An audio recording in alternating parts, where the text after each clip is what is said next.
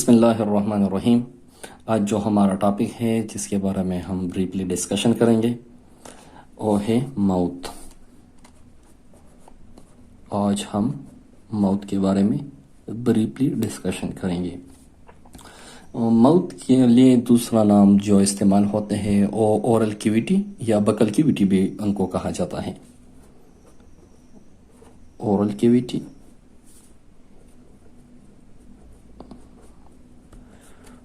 और buccal cavity.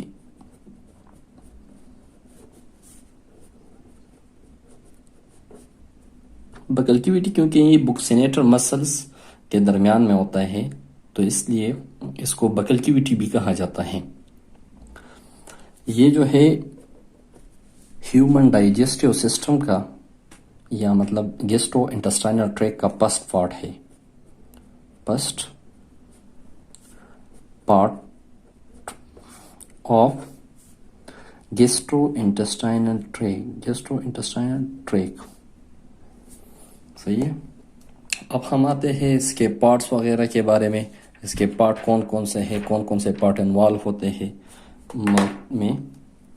तो parts of the mouth.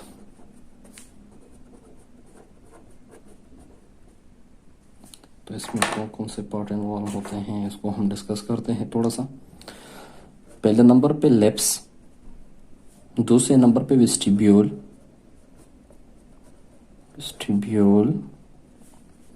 Mouth cavity,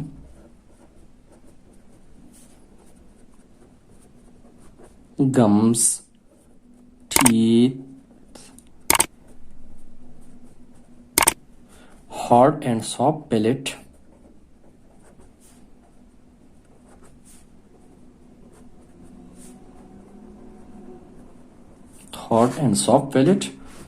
और दूसरा tongue and salivary glands.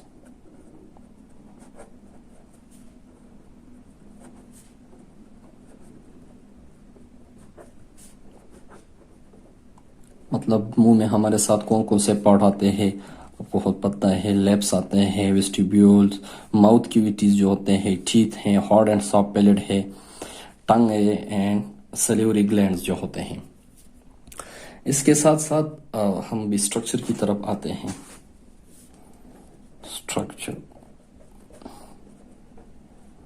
Structure the mouth.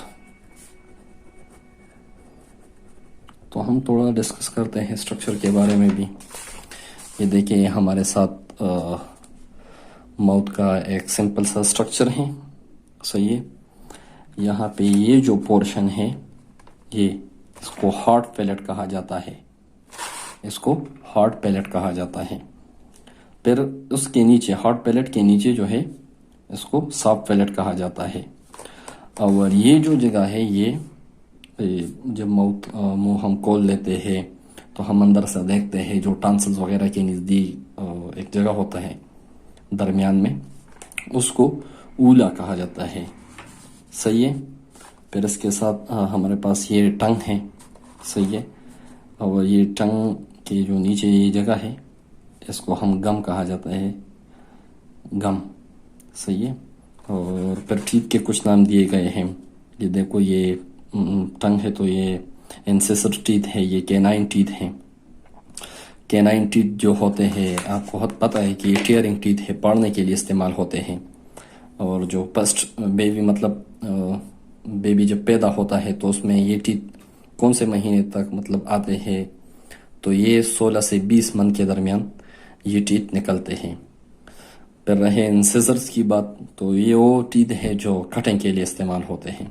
4 lower जा में और 4 अपर जा में होते हैं। और बच्चों में जो लोअर जा के टीथ है वो 5 से 7 मंथ तक मतलब निकलते हैं। लोअर जा के इंसिसर टीथ पर चिल्ड्रन न्यू बॉर्न बेबी के लिए। सही है। 5 से 7 मंथ तक। और जो टॉप इंसिसर टीथ हैं जो ऊपर होते हैं वो 6 से 8 मंथ तक निकलते हैं। इसके साथ हम स्ट्रक्चर तो हो गया। हम अब इसके बारे में पढ़ते हैं cavities of mouth. Cavities of mouth. Mainly, about this that we have two cavities of mouth. How much? Two cavities. One number is small narrow cavity. Small narrow cavity.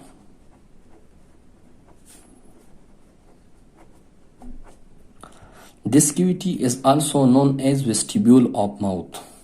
This cavity, small narrow cavity, is also known as vestibule of mouth. समझ आ रहे हैं ना? Vestibule of mouth भी उसको कहा जाता है। अब ये वेस्टिब्यूल कहाँ पे होते हैं? Vestibule is present medially to the cheek, present medially to the cheek and laterally, और laterally कहाँ पे होते हैं?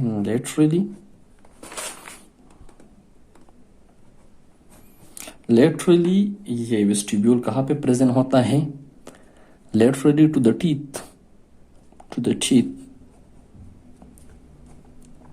मतलब वेस्टिब्यूल की लोकेशन मीडियली जो इसकी लोकेशन है वो चीक क्यों है, जो लेटरली इसको की लोकेशन है वो टीथ की तरफ है। सही है। अब हम इसके बारे में पढ़ते हैं। वेस्टिब्यूल में हमारे पास कौन कौन से चीज़ें आते हैं वेस्टिब्यूल में, मतलब क्या क्या इंक्लूड होते हैं। ओपनिंग्स होते हैं, जो डक्ट्स वगैरह होते हैं वेस्टिब्यूल्स में, तो कौन कौन से हैं उसमें हमारे साथ एक है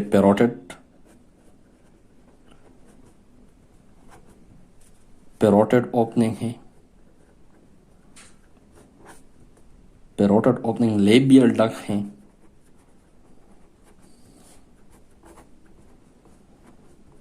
और इसके साथ मोलर ग्लैंड जो है ये कहाँ पे पाए जाते हैं?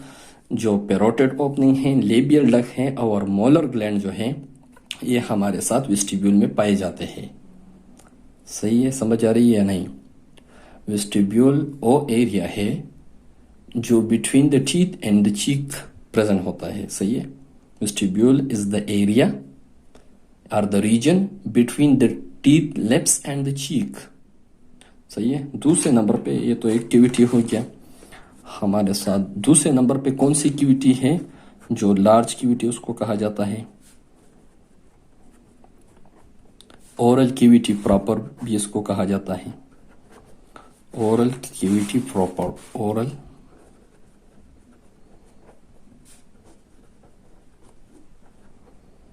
अब इसके बारे में थोड़ा ज्यादा पढ़ते हैं कि ये ओरल कैविटी प्रॉपर क्या चीज है। सही है। ये कहाँ पे पाया जाता है? सही है। ये मीडियली हमारे जाज। सही है। Oral cavity proper is medially present to our jaws. Oral cavity proper medially present to our medially to our jaws। समझ आ रही है ना इसके बारे में? और ये इंसिजर टीथ के बिहाइंड होते हैं। इंसिजर और कैनाइन टीथ के बिहाइंड होते हैं। मतलब लार्ज कैविटी जो ओरल कैविटी प्रॉपर है बिहाइंड पीछे होते हैं। सही है। इंसिजर और कैनाइन टीथ जो हमारे है इसके पीछे जो जगह है उसको लार्ज कैविटी या ओरल कैविटी प्रॉपर कहा जाता है।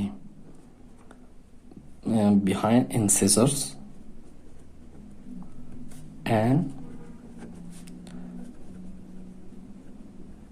Canine teeth. समझ आ रही है ना? अब हम आते हैं ओरल कैविटी में। ये जो ओरल कैविटी प्रॉपर है तो ओरल कैविटी में क्या क्या चीज हमारे पास आते हैं, क्या क्या चीज होते हैं? जो ऊपर होता है जो स्मॉल कैविटी होता है वेस्टिब्यूल ऑफ माउथ, तो उसमें तो हमारे पास आपको पता है कि पेरोटिड ऑर्गन है, लेबियल डक्ट है और मोलर ग्लैंड है। अब जो ओरल कैविटी है इसमें क्या चीज़ें हमारे पास आते हैं, सही है। तो इसमें सैलिवरी ग्लैंड होता है, salivary gland, tongue and teeth, सही है। इस बात को याद रखो, जो हमारे पास लार्ज कैविटी या ओरल कैविटी प्रॉपर में जो चीज़ें इन्वॉल्व है, जो चीज़ें इंक्लूड है, उसमें सैलिवरी ग्लैंड है, टंग है और उसके साथ साथ टीथ भी शामिल है।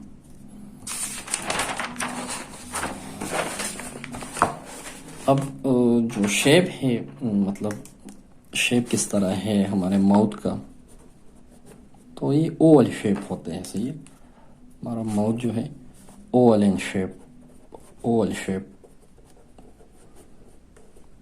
समझ आ रही है ना। अब पंचन की तरफ नहीं, पंचन बाद में पढ़ लेते हैं। अब हम इसकी तरफ आते हैं कि मतलब जो आर्टरीज वगैरह है, वेन्स वगैरह है, उसके बारे में हम पढ़ते हैं। तो चलो हम स्टार्ट करते हैं लिंगुअल आर्टरी के बारे में। Lingual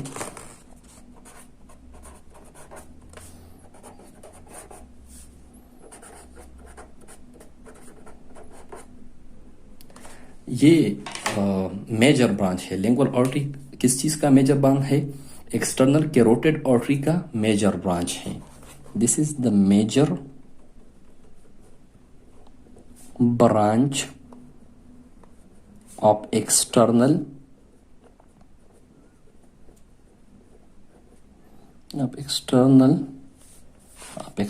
carotid artery, carotid artery.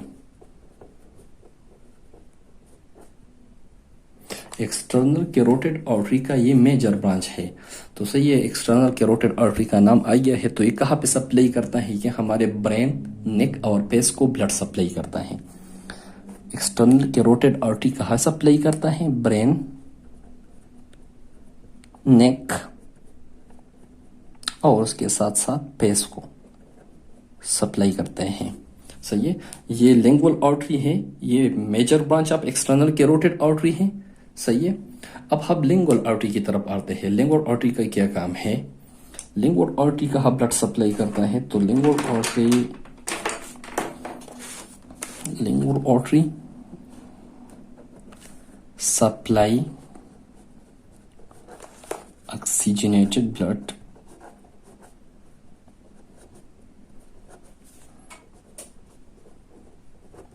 to the tongue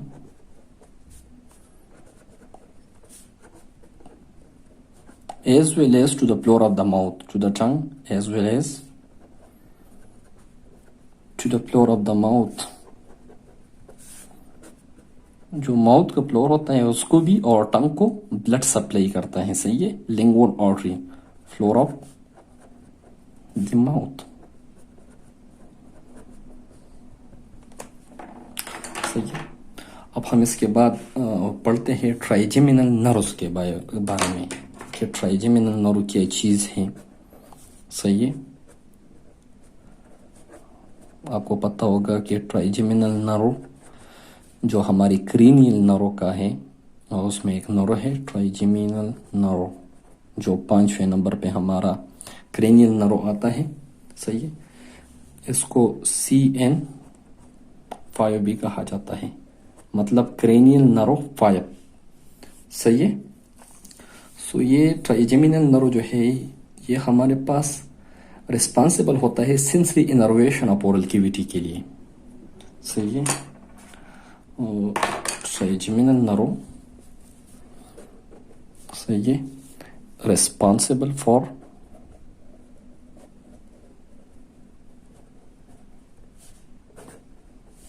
sensory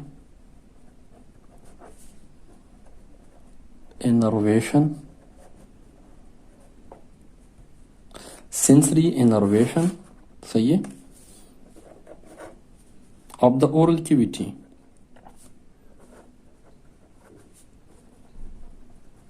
innervation के बारे में अब मैं आपको बताता हूँ कि इनर्वेशन का क्या मतलब है। तो इनर्वेशन का मतलब है कि नर्व सप्लाई एक नर्व सप्लाई जो specific part of the body को सप्लाई होते हैं, nerve supply to a specific part of the body is called innervation. समझ आ रही है ना। रिस्पॉन्सिबल फॉर सेंसरी इनर्वेशन, जो सेंसरी मतलब सेंसरी के लिए सिर्फ यूज होता है, और एक्टिविटी का जो सेंसरी इंफॉर्मेशन वगैरह होता है ना, उसके लिए जो हमारे पास नर्व रिस्पॉन्सिबल है उसको ट्राइजेमिनल नर्व कहा जाता है। इनर्वेशन का डिफिनेशन लिख देता हूं आप लोगों को।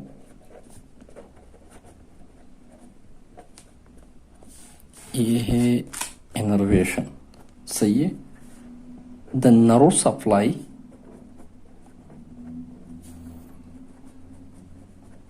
To specific part of the body, जो एक खास पार्ट, जिस्म का एक खास पार्ट को जो सप्लाई करता है एक नर्व, उसको इनर्वेशन कहा जाता है।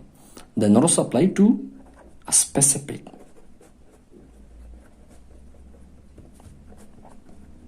पार्ट ऑफ द बॉडी, सही है। ये तो हो गया। अब हार्ट फेलियर के बारे में भी हम पढ़ते हैं कि हार्ट फेलियर को कौन नर्व इनर्वेट करते हैं, सही है। तो हमारे पास हार्ट फेलियर को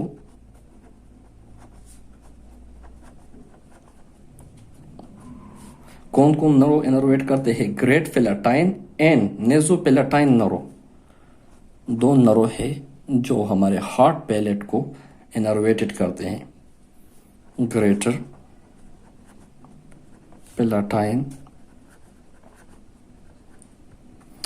एंड नेजो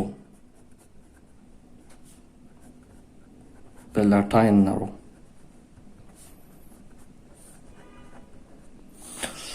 समझ आ रही है ना। Mean the heart pellet is innervated by greater palatine and nasopalatine nerve. So it should be clear to you people. See you in next lecture.